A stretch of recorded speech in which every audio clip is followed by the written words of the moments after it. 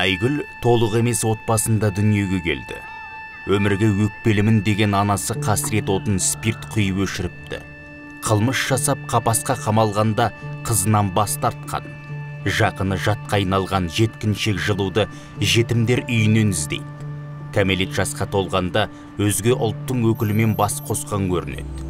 Бірақ тұңғышы шетінеп, елі зайыптылар ажырасып тынады.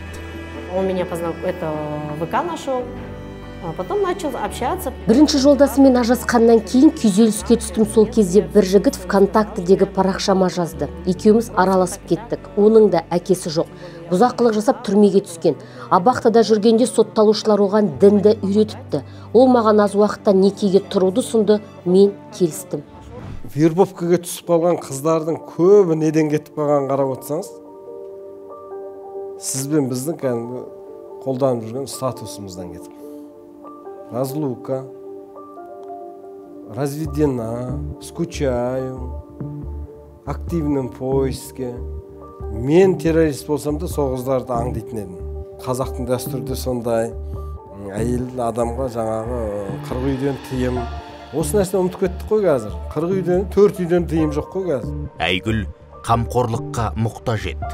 Содан болар түрмеден қатерлі вирусты жұқтырып шыққан әлгі азаматтың қорған болам дегеніне сенеді. Алайда сөзбен іс қабыспады. Мать бросила в детдом. Ребенок умер. И муж еще избил. И в этой жизни ты одна, когда осталась с ребенком. Анам менен бас тартты.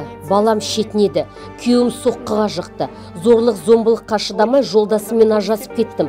Одан туған баланың психикасы бұзылғанын қаламадым. Ер азаматтарда жауапкершілік аз. Өз баласына алимент те төлемейді. Қыз келіншектерге айтарым, тек өз босағаларыңа сеніңдер. Шариғатта, ислам дінінде әйел баласы, қыз баласы оқымасын, олар үйде отырсын, үй шаруасымен айналысу керек деген онда ереже жоқ. Мен айтар едім, Алла тағала оның және де пайғамбары Мұхаммед саллаллаху алейхи ва саллям біздерге білімді болуды, сауатты болуды бұйырған болса, оны ешкім қайтара алмайды. Сауатты анадан сауатты ұрпақ шығады. Сауатты анадан мәдениетті тәрбиелі қоғам пайда болады. Жаугершілік заманда да жесірін жылатпаған, жетімін қаңғыртпаған ел едік. Әкесінен де шешесінен де буыны бекімей жатып, айырылғандарды ел болып аялаған.